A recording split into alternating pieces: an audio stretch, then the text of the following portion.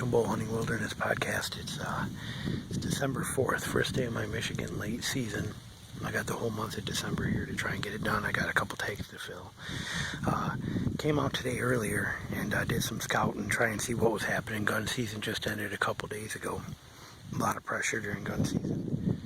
And I found a spot here that's kind of interesting, and it's a pretty risky move here today. And I'm going to explain to you why and what makes it or breaks it, or we'll see what happens. But basically here, what we got is a whole bunch of just open, clear cut. Now see how open all this is out here, how open that is. Right now, my wind is kind of going that way a little bit. And now, and the reason I'm out here later, it's already 3:30, it gets dark at 5:45. I'm expecting my wind here in the next 15 minutes or so to start to shift this way, straight over that way, right into all this open crap where I don't expect to see anything at. Now if you look back this way, what we have here is, let me get you under my rope here, all this scrub oak that runs right through here. You can see that big trail running right there. Tons of trails in here, but you can see all this scrub oak. And then you get out here and you can see all that open field out there. That open grassy meadow. Those grasses are almost waist high, you know, between waist and nipple high in spots. And they're bedding in a lot of that thick stuff out there. And there's a old logging road that runs right around the perimeter of this, right on the outside of those big trees, outside of those big trees, outside of those big trees, outside of those trees, all the way over to those pines, and then cuts up that way.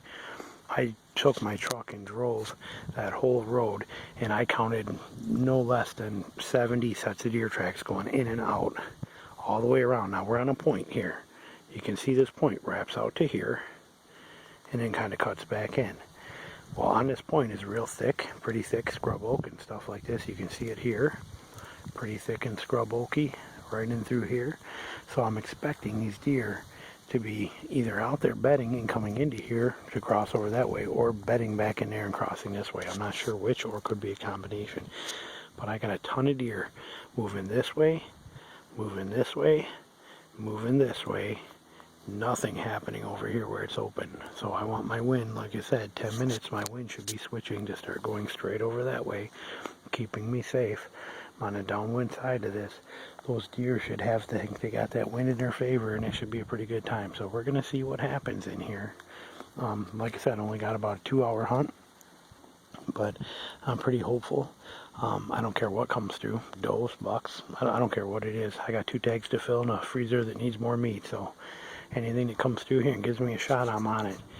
Also, what's nice is I should be able to see what's going on. It's a great observation type setup. So if by chance I happen to see 5 deer cut through over there and go that way and break out of there, I know that maybe I need to move over there. I can kind of see what it is. But sign-wise, all these big trails run everywhere through here, and they all kind of converge pretty close to where this tree is right here. So I think I picked a good spot. We're going to see what happens. I'll let you know.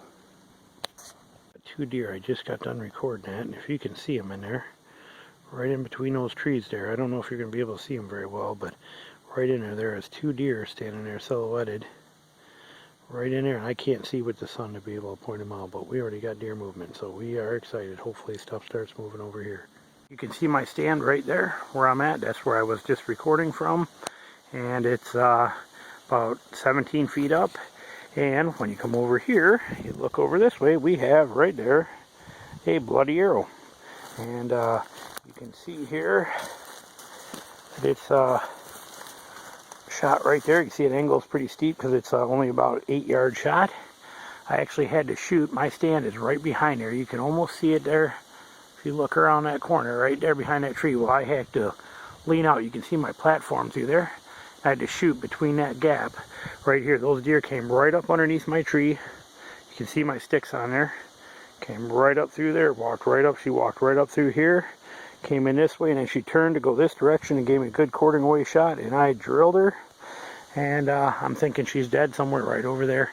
Ended up seeing in total tonight, we ended up seeing the 2 deer that stood up out in the field, and ended up seeing 3 more does about a half hour after that. It came by me at 30 yards, obviously too far to shoot at. And then after that, about 5 o'clock, I had, oh, my light's going dead on me here, but hang on here, I'm just going to turn that down. But after that, 5 o'clock, I had 4 does come by, and those are the ones that gave me the shot right here. So it's a big doe. I'm excited. We're going to see what happens here. So I'm going to go start trailing her here, and I will be back with you here in a little bit and let you know.